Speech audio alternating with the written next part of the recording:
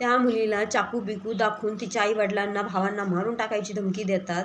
तिच्या तोंडाला काळा कपडा बांधतात आणि परत तिला घेऊन जातात. एक मावशीचा मुलगा तिला बसून देतो गाडीत, दुसरा मावशीचा मुलगा तिला कामावर जाताना म्हणतो की तिला घेतलं का रे, घेतलं का, हो रे घेतलं घेतलं, आणि जोरजोरात हसता बोलतात.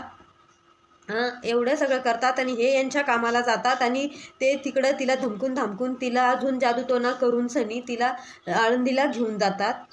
आणि स्वतः परत तोच मुलगा, आत्याचा मुलगा जो किडनॅप करून घेऊन जातो, तोच स्वतः त्याच्या फोनवरून SMS करून सांगतो मुलीच्या आईला की मुलगी आमच्यासोबत आहे आणि सॉरी. अरे सॉरी काय, पहिले कशाला झकमारीपणा केला.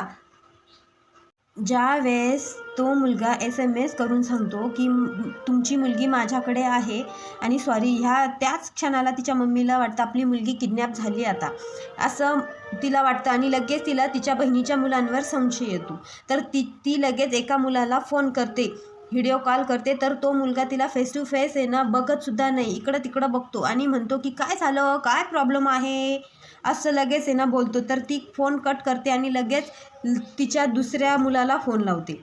आणि लगेच तिच्या दुसऱ्या मुलाला, बहिणीच्या दुसऱ्या मुलाला फोन लावला की त्याला ती बोलते की तुझ्या त्या आत्याच्या मुलांनी त्या मुलीला, माझ्या मुलीला किडनॅप करून नेलं.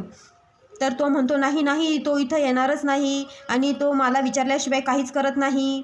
आणि तो दुसरा बहिणीचा मुलगा म्हणतो की मला विचारल्याशिवाय तो काहीच करत नाही. आणि तो सकाळी 9-10 वाजता तो बोलतो, जाता जाता त्याला घेतलं का रे, हो रे घेतलं रे, हा हा हु करतात. आणि तोच म्हणतो की मला सांगून येतो तो. आणि ज्या वेळेस त्यांनी मेसेज पाठवलेला असतो तोच मेसेज ती मावशी त्या मुलाला पाठवते, त्यावेळेस त्याची बोलती बंद होऊन जाते. आणि तो म्हणतो की असं कसं झालं, माझे हातपाय गळून गेले कमरापासनं, असे तसे नाटकं करतात आणि बोलतात, इतके गोड बोलतात आणि इतके नाटकं करतात की बस, जसं काही त्यांनी काही केलंच नाही. पण मावशीचा संशय त्यांच्यावर फुल असतो, पण ती काहीच बोलत नाही. पण ती त्यावेळेस त्यांना काही बोलत तर नाहीच,